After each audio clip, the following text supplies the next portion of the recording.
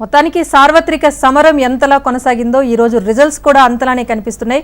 Voter తీర్పు అనేది అన్ని చోట్ల కూడా చాలా విభిన్నంగా ఉంది. ఎగ్జిట్ పోల్స్ అంచనాలను దాటి ఇప్పటికీ కూడా ఫలితాలు వెలువడుతున్న పరిస్థితి కనిపిస్తోంది. లేటెస్ట్ అప్డేట్ న్యూస్ డెస్క్ నుంచి మా కొలీగ్స్ వంశీ అండ్ శ్రీలా అందిస్తారు. ఓటీయూ రైట్ రాజేశ్వరి, చూస్తున్నాం ఎగ్జిట్ పోల్స్ అంచనాలను తలకిందులు చేస్తూ కూడా ఫలితాలనేవి వెలువడుతున్నాయి. ఒక లేటెస్ట్ ట్రెండ్స్ కి సంబంధించి మనం తెలంగాణతో మొదలు పెడదాం. షీలా, ఒకసారి మనం చూస్తున్నాం తెలంగాణలో ఊహించని ఫలితాలు వెలువడుతున్నాయి. బీజేపీ అగ్రనాయకత్వం అంతా కూడా తెలంగాణపై ఫోకస్ చేసింది. ఆ విధంగానే ఫలితాలు వస్తున్నాయి. బీఆర్ఎస్ అనేది ఒక రకంగా చెప్పాలంటే ఖాతా తెరవలేకపోయింది. ఒకసారి దీనికి సంబంధించి అనాలిసిస్. ఖాతా ఓపెన్ చేయలేదు, జీరో లీడ్లోనే ఉంది. ఎవరైతే అభిమానులు ఉన్నారో వాళ్ళకి ఇది నిరాశ అనే చెప్పుకోవచ్చు. కానీ బీజేపీ ఫస్ట్ నుంచి కూడా సౌత్లో ఒక గట్టి ఎఫర్ట్ అయితే చేసింది. ఆ ఎఫర్ట్కి కొంచెం ప్రయోజనం ఇక్కడ కనిపిస్తుందనే మనం చెప్పుకోవచ్చు. ఇక్కడ పార్లమెంట్ వైజ్గా మనం చూసుకున్నట్లయితే బీజేపీ 8 సీట్ల ఆధిక్యంలో ఉంది. అలాగే ఐఎన్సీ 8, ఎంఐఎం యాస్టీస్గానే ఒక సీట్ ఆధిక్యంతో ఉంది.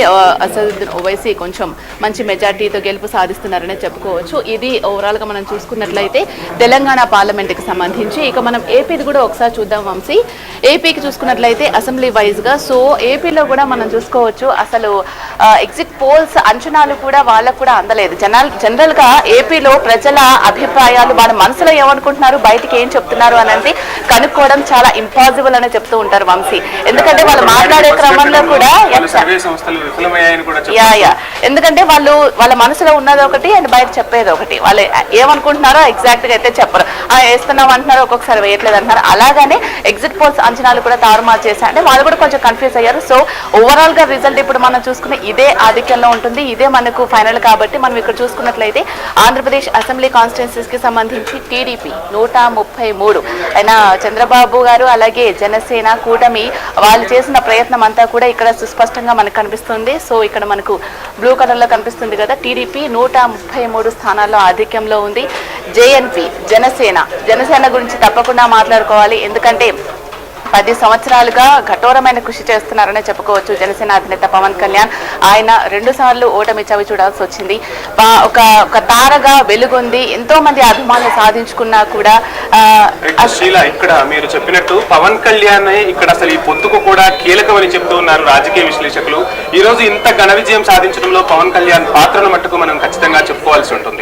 ఏది రాజమండ్రి జైలు వేదికగా ఆ రోజు పవన్ కళ్యాణ్ పొత్తును ప్రకటించిన నాటి నుంచి ఇద్దరు కూడా అంటే తెలుగుదేశం పార్టీ అధినేత చంద్రబాబు అనుభవం, పవన్ కళ్యాణ్ లోని దూకుడే ఈ రోజు విజయానికి కారణంగా 21 అంటే మామూలు విషయం కాదు. ఇట్లా లీడ్ అనే చెప్పుకోవచ్చు.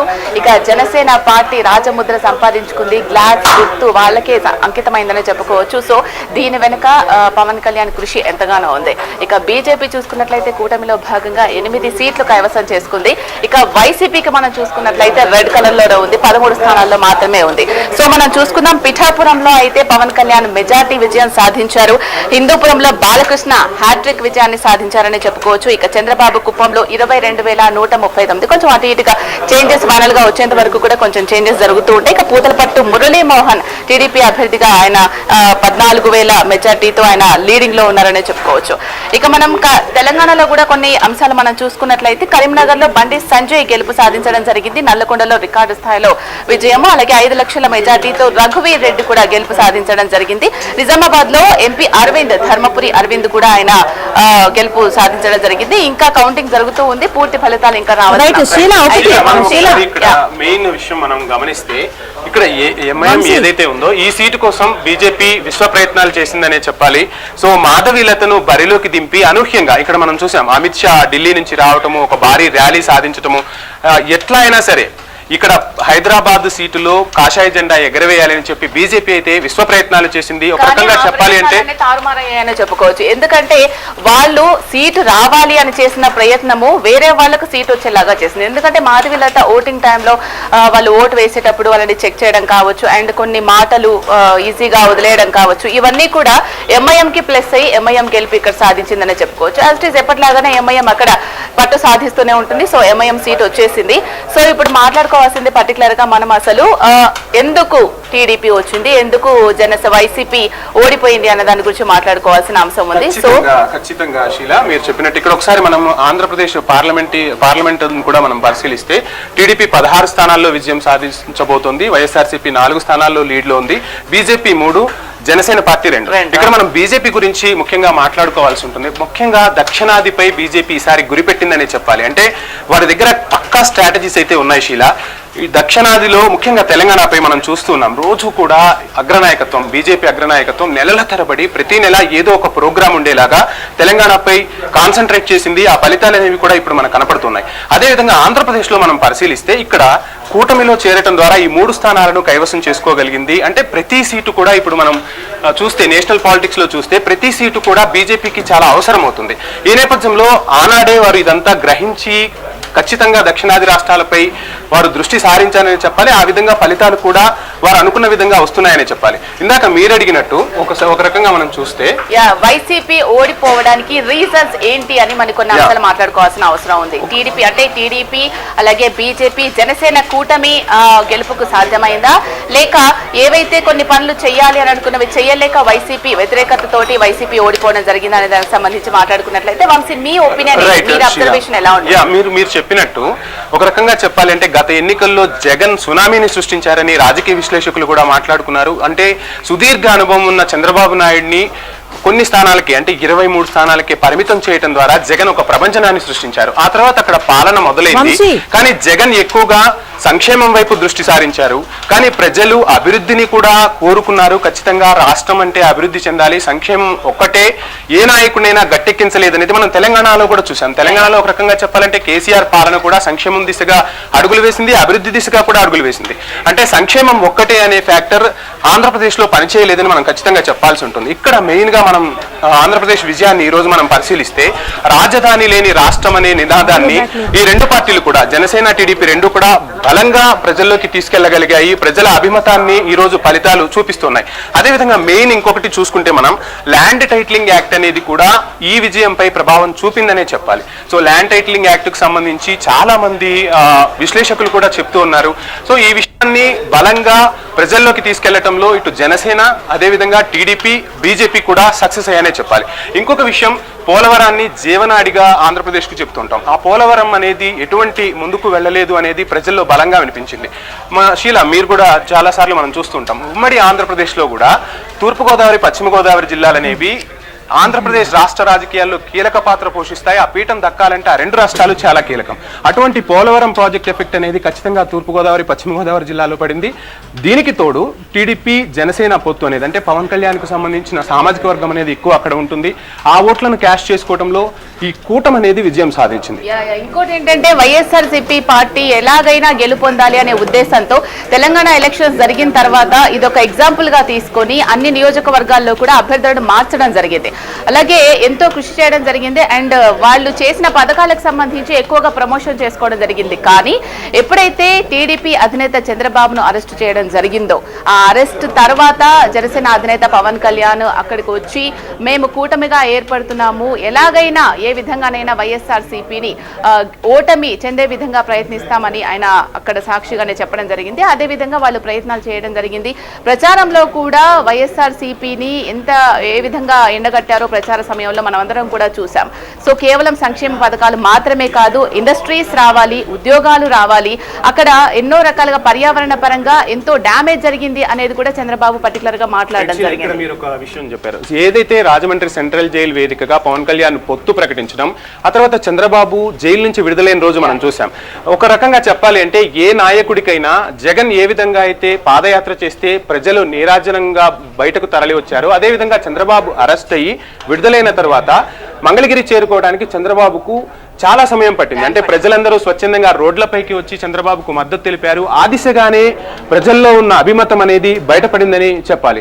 అందులోనూ పవన్ కళ్యాణ్ అనే ఒక ఫ్యాక్టర్ని మనం ఇక్కడ తీసుకుంటే, పవన్ కళ్యాణ్ ఇందాక మనం మాట్లాడుకున్నాం, కూటమి విజయంలో చంద్రబాబు నాయుడు అనుభవం, పవన్ కళ్యాణ్లో ఉన్నటువంటి ఉత్సాహం అనేది, అంటే యువతను ఆకర్షించడంలో పవన్ కళ్యాణ్ వైఖరి, అదే మనం మోడీ సభలో కూడా చూసాం. పవన్ భావోద్వేగంతో ప్రసంగించారు.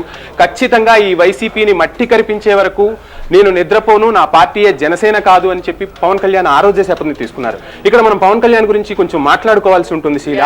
ఆ పొత్తు అనేది కుదుర్చటంలో పవన్ కళ్యాణ్ కీలక పాత్ర పోషించడంతో పాటు ఒకవైపు వైసీపీ నుంచి వచ్చే విమర్శలను కూడా చాలా కూల్ గా హ్యాండిల్ చేశారు. సో ఇంతకు మించి మీరు సీట్లు ఒక టెంపర్ కి ఇంత సంయమనం పాటిస్తారు అని, ఇంత ఓపిక్ గా ఎదురు చూస్తారని అయితే ఫ్యాన్స్ ఎవరు ఎక్స్పెక్ట్ చేయలేదు. సో ఆయన నిరీక్షణకు ఒక మంచి విజయం సాధించారు.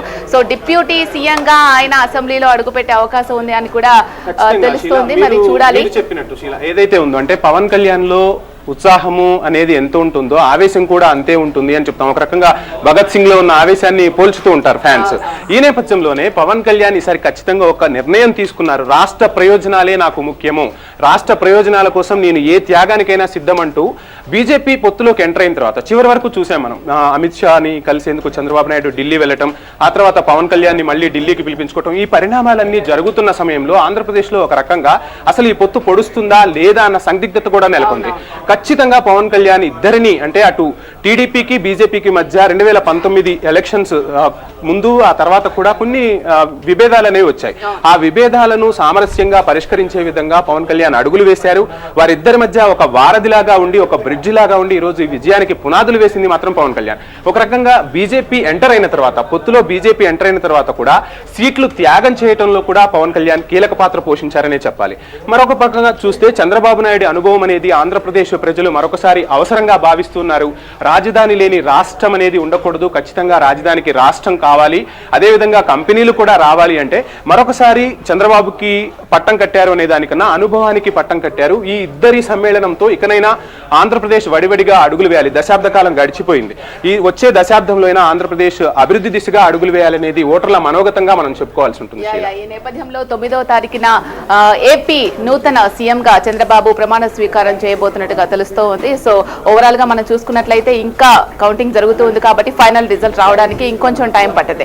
సో ఓవరాల్ గా ఎక్కడ చూసినా కూడా అన్ని ఛానల్స్ లో కావచ్చు, ప్రత్యేకించి ఫ్యాన్స్ లో కావచ్చు, జనసేన అధినేత పవన్ కళ్యాణ్ విజయాన్ని ఎక్కువగా చూస్తూ ఉన్నారు. ఎందుకంటే అందరూ ఇంతకు ముందు గెలిచారు, వాళ్ళ విజయాన్ని అందరూ కూడా సంబరాలు చేసుకుని ఉన్నారు కాబట్టి. కానీ 10 సంవత్సరాల కృషి తర్వాత జనసేన అధినేత పవన్ కళ్యాణ్ గెలవడంపై ఫ్యాన్స్ కూడా చాలా సంతోషాన్ని వ్యక్తం చేస్తూ ఉన్నారు. ప్రశ్నించే గొంతుక విజయం సాధిస్తే ఏ విధంగా ఉంటుంది అనేది మనం ముందు చూడబోతున్నాము. సో ఆయన ఎప్పటి నుంచో చెప్పడం జరిగింది, ఒక సామాన్యుడు విజయం సాధించాల్సిన అవసరం ఉంది, సామాన్యుడికి బాధ్యత ఇస్తేనే అప్పుడు మనకు తెలుస్తుంది ప్రజల బాధ ఏంటి అనేది నేను స్వయంగా చూశాను కాబట్టి ప్రశ్నించే గొంతుగా ఉండి ఎవరైతే అణగదొక్కబడుతున్నారో వాళ్ళ తరపున నేను ఒక ప్రతినిధిగా, ఒక నేతగా ఉండి వాళ్లకు అన్ని విధాలుగా చేయూతనిచ్చే విధంగా నేను చేస్తానని చెప్పేసి ప్రతి ఒక్క ప్రచారంలో కూడా జనసేన అధినేత పవన్ కళ్యాణ్ మాట్లాడడం జరిగింది. సో ఓవరాల్ గా కూటమి అయితే ఆధిక్యం దిశగా దూసుకుపోతూ ఉంది. ఇంకా కౌంటింగ్ కొనసాగుతూ ఉంది కాబట్టి చూడాలి ఎంతవరకు మెజార్టీ సాధిస్తుంది అనేది. ఇక్కడ మనం ఇంకో ఇంపార్టెంట్ విషయాన్ని కూడా మాట్లాడుకోవాలి. ఈసారి ఇండియా వైజ్ గా అంటే భారతదేశ వ్యాప్తంగా కూడా మహిళలు అధిక సంఖ్యలో ఓటింగ్ లో పాల్గొన్నారు. కొన్ని నియోజకవర్గాల్లో మహిళా ఓటర్లే కీలక భూమిక పోషించారు. కొన్ని నియోజకవర్గాలు అనే దానికన్నా కూడా మహిళల ఓట్ల గురించి కూడా నిన్న మనకు ఎలక్షన్ కమిషన్ చెప్పింది. అంటే అతిపెద్ద ప్రజాస్వామ్య దేశం మనది, ఇంత ప్రజాస్వామ్యంలో ఓటు హక్కు అనేదాన్ని చాలా బాగా వినియోగించుకున్నారు. మహిళలు అధిక సంఖ్యలో పోలింగ్ బూత్లకు తరలి వచ్చి ఓట్లు వేశారు. 64 కోట్ల మందికి పైగా ప్రజలు తమ ఓటు హక్కును వినియోగించుకోవటం ప్రపంచ రికార్డుగా కూడా నిన్న ఎలక్షన్ కమిషన్ ప్రకటించడం, ఇది ఒక రకంగా ప్రజాస్వామ్య దేశంలో మన అందరం కూడా హర్షించదగ్గ పరిణామం. ఈ నేపథ్యంలోనే హెచ్ఎంటీవీ కూడా ఓటు హక్కు ప్రాధాన్యానికి సంబంధించి ఎన్నో కథనాలను ప్రసారం చేసింది. ఓటు హక్కు వినియోగించుకోవాలి అనే దిశగా హెచ్ఎంటీవీ తన అడుగులు వేస్తూ వచ్చింది. ప్రజలను చైతన్యం చేయడంలో హెచ్ఎంటీవీ ఏ విధంగా ఓటు హక్కును వినియోగించుకోవాలి, అదేవిధంగా ఓటుతో పాటు ప్రజాస్వామ్యంలో అభివృద్ధి, సంక్షేమం అనేవి ఎలా ఉండాలి అనేది కూడా ఎన్నో కథనాలను ప్రసారం చేసింది. దీని గురించి ఏం చెప్తారు? ఇప్పుడు వంశీ చెప్పినట్లుగా హెచ్ఎంటీవీ కూడా ఎంతో కీలక భూమిక పోషించింది. ఎందుకంటే గతంలో మనం చూసాము తెలంగాణ ఎలక్షన్స్ అప్పుడు కొంచెం ఓటింగ్ శాతం తగ్గింది అనే అభిప్రాయం అనిపించింది. సో మేజర్ గా మహిళలే ఉన్నారు, వాళ్ళందరూ కూడా బయటకు వచ్చి ఓటింగ్ వేస్తే మన దేశ ముఖ చిత్రమే మారిపోయే అవకాశాలు ఎక్కువగా ఉంటాయని చెప్పేసి ప్రతి ఒక్కళ్ళు కూడా విశ్లేషకులు ఎక్కువగా అభిప్రాయపడ్డ పరిస్థితి మనకు కనిపించింది. సో దాంట్లో హెచ్ఎంటీవీ ఎంతో కీలక పాత్ర పోషించింది. ప్రతి ఒక్కళ్ళు కూడా ఈవెన్ మేము బులెటిన్ చెప్పేటప్పుడు కూడా ఓటుకు సంబంధించి ప్రాధాన్యత తెలిసే విధంగా ఏదో ఒక కొటేషన్ చెప్పడం జరిగింది. అంటే ప్రజల్లోకి వెళ్ళి మా రిపోర్టర్స్ కూడా మీ ఓటు అనేది చాలా ఇంపార్టెంట్, ఓటు వేస్తేనే మీ బాధ్యత, రేపు ఏదైనా ప్రశ్నించాలన్నా, మీరు ఏమైనా చేయించుకోవాలన్న పనులు ఓటు వేయడం వెరీ ఇంపార్టెంట్ అని వాళ్ళకి జ్ఞానోదయం అంటే ఒకలాంటి వాళ్ళ విలువను ఓటు విలువను తెలియజేసే ప్రయత్నం చేసింది.